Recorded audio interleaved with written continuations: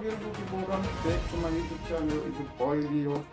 So please, if you're new, don't forget to subscribe, like, comment and share to see more videos like this. So guys, so today I just need to teach you how to make YouTube videos, the high quality YouTube videos using your phone. Hapana makamera, but ungozvishuta nefoni yako yo. No computer yatiri kushandisa editing video redu. So sandapinda mu practical suppose ndakuzokuradza tombogadzira sei mavideos angu. So sandapinda practical pane zvada kukudzai zvishoma kana vakushuta video rako, try to find a place, maybe matutorial videos akuita, try to find a place, a quiet wakanyarara, quiet wakanyarara uye pane light. So unofana kutarisana nelight zvanakare, light unofana kunge pane light kuti unyazobude maybe quality inoita zvakanaka. And try to find a place yekuti background yacho yakanaka, so iri bold kana hakuna kana maybe vanhu vafika. Try to find a place in a background yakanaka. I think that's all. So let's get to practical. So unobva waya kufoni kwako manje, so unovhura InShot. So ini ndoshandisa hangu InShot. For now we need to use InShot, ndo rakaipa ropedza basa. So open InShot yako, utinya pana pakanzi video, create a new, start pa fresh, tenda pa ma videos panapa, then to select a video ratoda kuisa.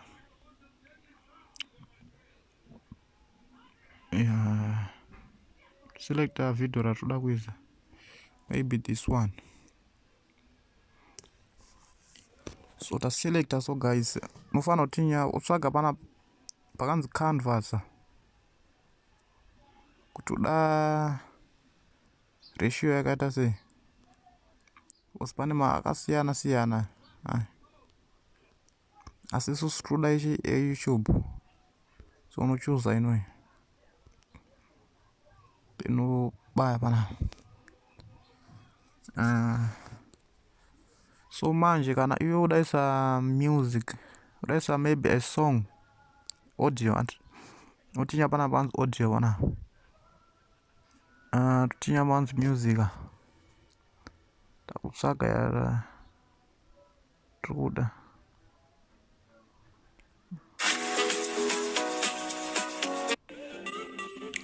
Tsvaga yatirikuda.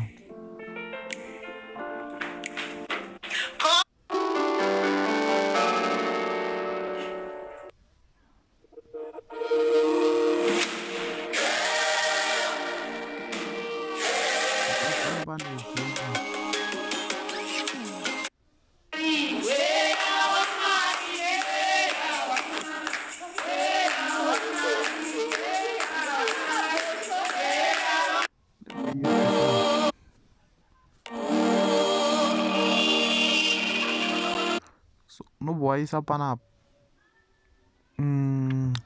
waklika. So kana uda part inoi, maybe tuda part inoi, so nobwa waklika pana wafambisa pana watinya panzi split, watinya ichi beso ichi, watinya panzi delete.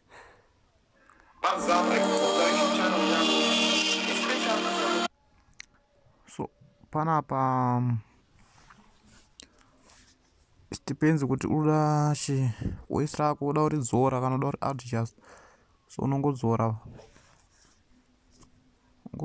pana watinya kuti pana Pazama ekukudza YouTube channel yako, especially uchangotanga. You see. So guys, maybe tungoda part inoi, I'm just doing this for example. Panapa tochidelete so toda kutombotakata so toda kudzosa song yedu ende paposition ende apo pakaperera video. So iyo unongotinya song yako wotinya panzi split wotinya panzi delete. So ungoshanda na split na delete. So apa patoda kuti andikuona wakanzwa toda kuti ite fade out. So unotinya panzi editor tinotinya panzi fade out. So pana fade in na fade out song yako inopera.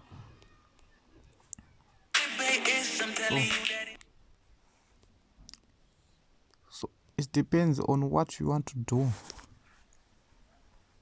Uda uirakata seiwe. So tada kwenda pa quality. So tinya unotinya maybe alright. Ta select that to my clip, to my clips.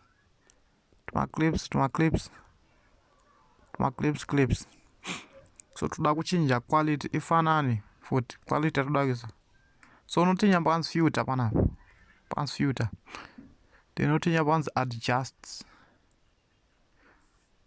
So iyo neuchitora quality. Neuchiona kuti quality inoita ndeipi. Ona pananyanyo takadai panyanya zuwa. So adjust contrast. It depends kuti uda. It's not a must kuti ushandise zvese izvi. But ini ndowanzoshandisa light contrast omutine saturation. So it's not a must. This one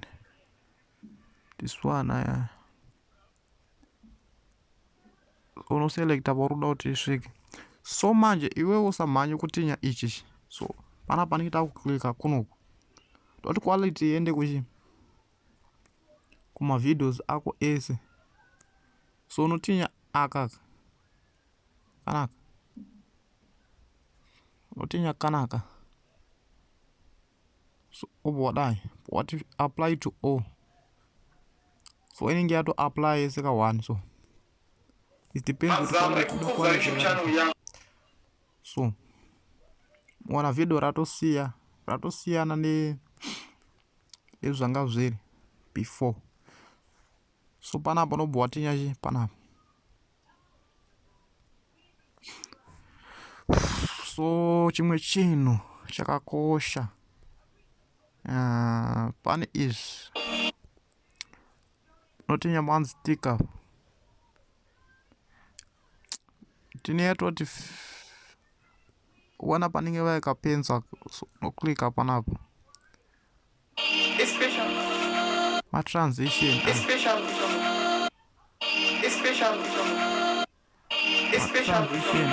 akasiyana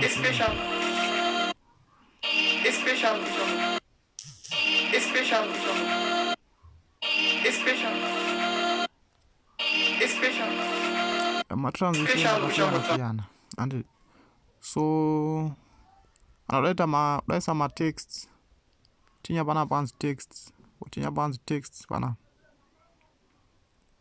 maybe Leo 1TV ZW one iyi text yako da kuti ribude rakata sei pa in. It depends kuti uda nongosarudza iwe rauri kuda.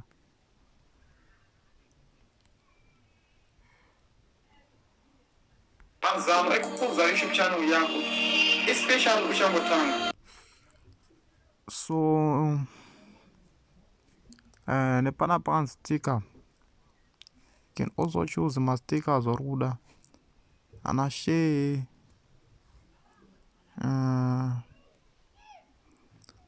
this one auto save pane ma stickers akawanda guys.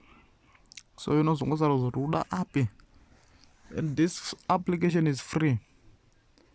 kana ulovisa logo unotinya panapa free remove kana dai inenge nobva yatoremova woto export woto export. So this is pane changa ndasirira one with what we call what pip ichi chino chitokonongwesa maybe a video paside panapa, maybe a picture